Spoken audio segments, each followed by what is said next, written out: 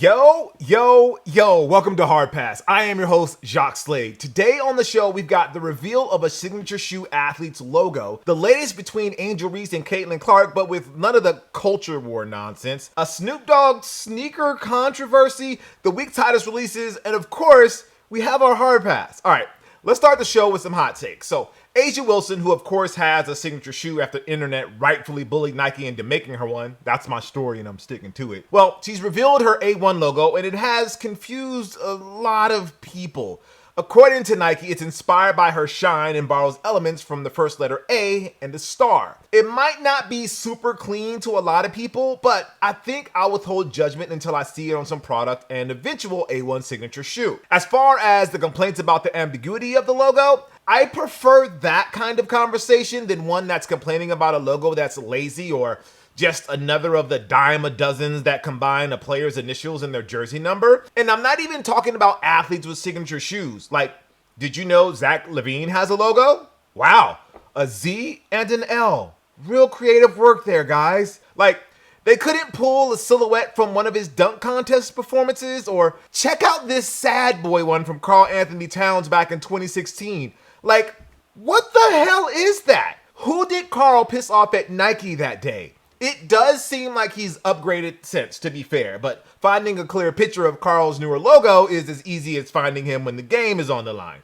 Anyways, A'ja and Nike are keeping the conversation going, and that can only mean good things for her eventual signature shoe, even though it should have happened already. So, during last week's anticipated game between the Indiana Fever and Chicago Sky, both Caitlin Clark and Angel Reese showed why they were the top picks in this year's WNBA draft, with Reese putting up big numbers and the win while rocking some Juneteenth-inspired Reebok Solution customs, and Clark showing some killer passing skills in the Kobe 6 Italian Camo Protro. While this rivalry will continue to be fueled by everything else besides basketball, I hope that their respective brands are watching and continue to hook each other up with sneakers that we want on our feet as well. And maybe get to work on that signature shoe for Reese while you're at it, Reebok. The totally not creepy at all, but would love to be invited strictly for the clout Michael Rubin July 4th white party is upon us, and guests will receive one of 350 all-white pairs of the Travis Scott Air Jordan 1 Low. It's got all the trappings of an exclusive sneaker, from the attaché case, the note from Travis to not puke on them or resell them, and the year of the event. I mean, it shouldn't be a shocker because Rubin is such a Travis stan that when he was asked what's a sneaker ick, he said any shoe that wasn't designed by Travis Scott. That's like 99.999999% of all sneakers ever made, but sure, Mike. But if you're looking for the same vibes, you can pick up a pair of the all-white or the neutral gray Jordan 1 Low OG at reseller platforms, plus the cost of an X-Acto knife and some glue for less than $200. And if you need an attaché case, I've got dozens in storage from all the packages that I've been sent through the years. I'm sure there's a white one there somewhere. You can recreate the look and you don't even have to be bootleg Blake Griffin and pretend wearing all white to a party with rich white people. It's totally normal. Speaking of parties, someone had an ugly shoe party, and man, it looked like it was a lot of fun. Yeah, the internet was going to have their jokes, but you could not tell this party nothing. They're going to have their fun and not give a damn if some dork with a private account, an avatar pic that's not them, and some lame-ass inspirational quote in their bio said something profoundly stupid. The moral of the story is, social media is not real life. Real life is real life. Enjoy it with your ugly shoes. I'll be at the next one with my Authentic Mischief big red boots. LeBron James, he revealed that the Nike Zoom Vomero 5 is not only his favorite sneaker of the moment, it's the James family sneaker as well. Makes sense. The Vomero 5 is one of Nike's more comfortable sneakers out there that retains a level of hype, although I am seeing them getting price cuts lately. Some would argue that's a bad thing, and the sneaker is on its way to being uncool, but if the Vomeros become this generation's monarchs, I think we can all live with that. Snoop Dogg was at the Olympic trials getting his Murica on, rocking a t-shirt honoring the late Kobe Bryant and participating in a 200-meter race. It went about as well as you would expect, but what shocked us is he was wearing a pair of Nike Pegasus 41s and not some Skechers running shoe, the brand he currently endorses. I would imagine this is an Allen Iverson situation and Snoop has carte blanche to wear whatever he wants, but I also think that this was a business decision. Think about it. If he runs a perfectly average race in Skechers, no one says anything. But if he trips up and it becomes a viral moment, the Skechers will get clowned. He could tear his ACL in Nikes and it wouldn't be anywhere near as bad as if the same happened in Skechers. Always thinking 5 steps ahead, the dog father is. I Show Speed could have a sneaker deal in the works. We finally got him on the show. Congratulations. Neymar Jr. was in LA in a Pewma Cybertruck. There really wasn't anything to this bit. I just wanted to say Pewma because it's perfectly harmless to say Pewma, like Sir Lewis Hamilton says it. I mean, Skepta has a successful launch with his Pewma Forever sneaker, and he says Pewma, so I don't really see the problem with Jacques Slade saying Pewma. I mean, Jacques could say it how Jacques has said it for 23 years of Jacques' life, but now that Jacques is in year 24, it's time for a change. And really, who cares if I say Pewma? It's almost like this is a bit for the show, and I still say Puma when we do the heat check over on the main Kuso channel, but whatever. Like, really, ask yourself, why you're so bothered why I say Pewma, co-writer? What? Oh, who do you think I was talking about? He gets all hot and bothered when I say Pewma, so I keep saying Pewma, Pewma, Pewma with a touch of okra, Pewma, Pewma, Pewma, and some more okra for good measure. All right, let's move on. For the pick of the week, it's the Nike KD4 Nerf. This is on July 1st for $150. It's a retro of one of the sneakers that honestly made Kevin Durant an icon that was on par with Kobe and LeBron. Nike and Nerf, they renewed their partnership to give us an almost proper retro. I say almost because unless Nike is faking us out, the packaging for this retro would not include the hoop and the ball that came with the original. Now, whether that matters to you or not is something you're gonna have to work out, but for those who have been waiting for a second shot at these, it's going to be so much easier to grab these. Maybe. Let's talk about it on this week's Hard Pass. All right, it's time for this week's Hard Pass. We're taking a look at something in the culture, actually a few things in the culture that just need to go. Like Yeezys, because it sure looks like Adidas is done with them. And they're not the only ones who appear to be over them. As many of you know, it's been a busy few weeks in the business of Adidas Yeezys as the Three Stripes has been unloading them in waves. At first, it was a handful of colorways and staggered drops, allowing them to sell out, and then chill for a few, and then repeat. But lately, Adidas appears to have abandoned that strategy in favor of just dumping them all in the dumpster bin and just letting the people have it for half price. And no returns or exchanges because they are so over this bullshit. Where have I heard that strategy before? But unlike the last time something Kanye related tried that nonsense, it looks like the public has spoken and they're saying, nah, we're good, to Adidas Yeezys as well. After first appearing in Adidas outlet stores overseas, we're now seeing the Yeezys here in the States, and they're just sitting next to Ultra Boost and Sambas and others. Co-writer saw them at a random day at an outlet mall and could not stop laughing. I mean, he texted me with this picture and just said LOL. He never uses LOL because he feels it's disingenuous when you send that message and you're not actually laughing out loud. It's a whole thing with him, but this time he was serious. He actually laughed out loud while he was trying on a pair of the Quantum basketball shoes because he couldn't believe we were finally here.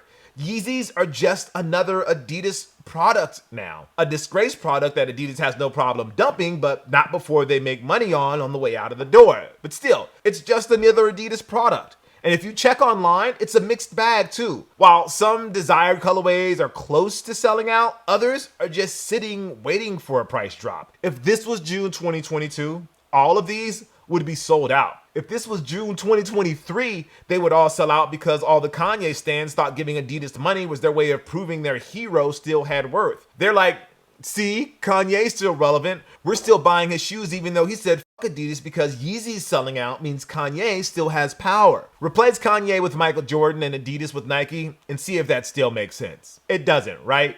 It only makes sense when it's Kanye and his stans. And they will ride it out until June 2024 with Yeezys at Adidas outlet stores. Turns out that support only goes so far. Stans move on to their next hero. People move to the next trend and us, well, we're just here to watch it all go down, one awful fitting pair of Yeezy Quantums at a time. LOL. All right, our second hard pass goes to early 2010s nostalgia. A sneaker live stream revealed that the Nike Air Foamposite 1 Galaxy is scheduled to return in 2025, possibly as early as NBA All-Star Weekend. By then, it will have been 13 years since the Galaxy first released and changed sneaker culture forever. While the popularity of Jordan Retros and limited edition Nikes were already on the rise, the Galaxy Foams was like strapping a rocket to the whole damn operation. Even though it was a super limited release that only dropped in a handful of locations throughout the country, the way it was reported by sneaker blogs and the mainstream media had you thinking it was like the PlayStation 2 or the Nintendo Wii when those first came out. The frenzy for them was real. Co-Rider and I got to experience it firsthand at the Montalban Theater in Los Angeles when Nike held a lot of their events there. It was their All-Star Saturday party and everybody had a raffle ticket where the winner was able to buy foams. I might be wrong, but I think they could also purchase the other All-Star sneakers like the Kobe 7 Galaxy or the LeBron 9 Big Bang, but that wasn't really important. What's important was the excitement for the foams was palpable because we had just seen the mania for them earlier in the day on social media. 2012 was a time, man. And I don't think that magic is going to be replicated in 2025. If you were outside during the 2010s, what would you say were the Nikes that define that time period? You'd probably say some combination of Galaxy Foams, South Beach LeBrons, Nike Air Yeezy 2s, KD Nerfs, Weathermans, Jordan 11s, etc. Well, in the years since, we've seen the South Beach LeBrons, KD Weathermans, Space Jam, Concords, and Cool Grays come back, and none of them was as impactful the second time around. We'll see what happens with KD4 Nerfs, but I'm going to guess it's not a case of lightning striking twice. Co-Rider got his South Beach LeBron Retro for retail. The KD Weathermans aren't sitting per se, but they aren't hard to find either. And we already know with each passing retro, those cherished Jordan 11s become a little less special. Side note, I don't necessarily think that's a bad thing if people who want them are able to get them without too much trouble. But yeah, between the proliferation of sneaker reseller platforms, social media bombarding your feeds with images of these shoes, and hosts like me telling you none of this is that serious, has made it so we never actually miss these shoes. And that's not how nostalgia works.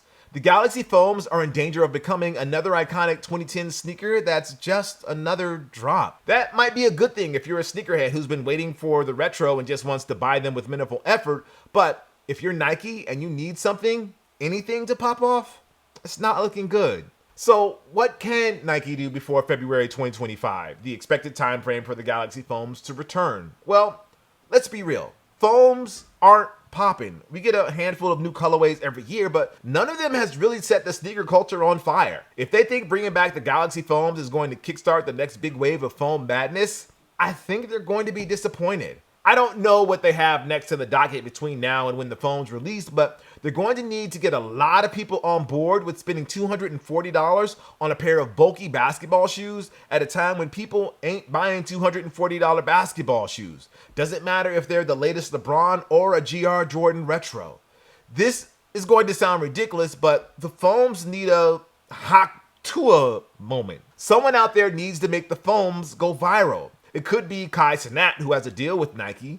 If Snoop, what Skechers' dear dog, was out there trying to qualify for the Olympics in foams, that could have worked. They don't have their signature shoe yet, so maybe Nike gets Asia Wilson and Caitlin Clark to wear the Galaxy Foams. Host a Foamposite party, something. Honestly, anything. Watch. I'll say all this, and it's going to be some white girl licking the foams like they're Jessica Chobot licking the PSP circa 2005, or Fat Joe licking Jordans circa a week ago, that makes the foams relevant again. Finally, our third hard pass goes to the fight over what is 2000s nostalgia. Reebok G units are back, but not really. A few days ago, 50 Cent posted a workout video to promote his G Unit brand's training gear. While that might not be the most newsworthy video, I did learn that 50 recently had a clearance sale for old gear where if you bought $1,000 worth of stuff, he signed a G Unit Get Rich or Die Trying vinyl for free. But also, he wore what appears to be a fresh unit of Reebok G Unit sneakers. Now, that got a lot of people even older than the ones who were outside for the Galaxy Foams into a nostalgic frenzy. Every other comment was demanding a return of the G Units, while the other half was clowning on them because the kicks were never popular. Personally, I never owned a pair of G Units, but I definitely saw more than my fair share of people rocking them. Whether they were actually classics is something I'll let everybody else figure out for themselves. If you were around for the heyday of the G units, S dots, Jadakiss rocking the A5s or A6s, it was a moment in time when Reebok was in touch with the culture. Well, as much as a billion-dollar corporation can ever really be in touch with the culture, but you get the idea. Like, if you were to compare the authenticity of the collaborations between that era and the one we're in now with Travis Scott and Jordan Brand, or Bad Bunny with Adidas, or Pharrell with Louis Vuitton, are we in a better place? That question to me is more important than a G-Unit comeback. Although there's a part of me that thinks bringing them back will do more for Reebok than Nike bringing back the Galaxy foams. Like, imagine Angel Reese rocking the G-Units and S dots for her tunnel walks. Her fans become interested in those kicks the same way you see someone who was born after the year 2004 wear a Tupac shirt. Silly as that sounds, that's a win for Reebok if they can make it happen. Okay, before we go, we want to share our condolences to the family and friends of Upscale Cracc. Born Javier Osorio Mejia, he was a prominent sneaker reseller in the New York area and was murdered in an apparent mugging in Soho as he headed home from a night out. According to his friends, he was not involved in anything that might have made him a target, and they said that he was on the verge of signing a lease on a new location for his reselling business. While we had never heard of Upscale Cracc before this incident, it is nonetheless tragic whenever someone in the sneaker community is senselessly taken away like this. He leaves behind a 2-year-old daughter, and this sucks, man. This truly, really sucks. I really hope we take this time to think about why we're all here, and no matter how heated or silly or annoyed we get at times about sneakers or the culture, remember that none of this is worth depriving a kid of their father, ever. All right. That's going to do it for the show. Thank you for watching Hard Pass. I am Jock Slade. I'll see you next week. If you would like to possibly be featured in a future episode, call us at 818-493-9325. Leave a short message if you want, your socials if you want, no more than 30 seconds. All right. I'll see you next week. Peace. Oh, wait, right. I knew I forgot something from last week's show. Congratulations to the NBA champion,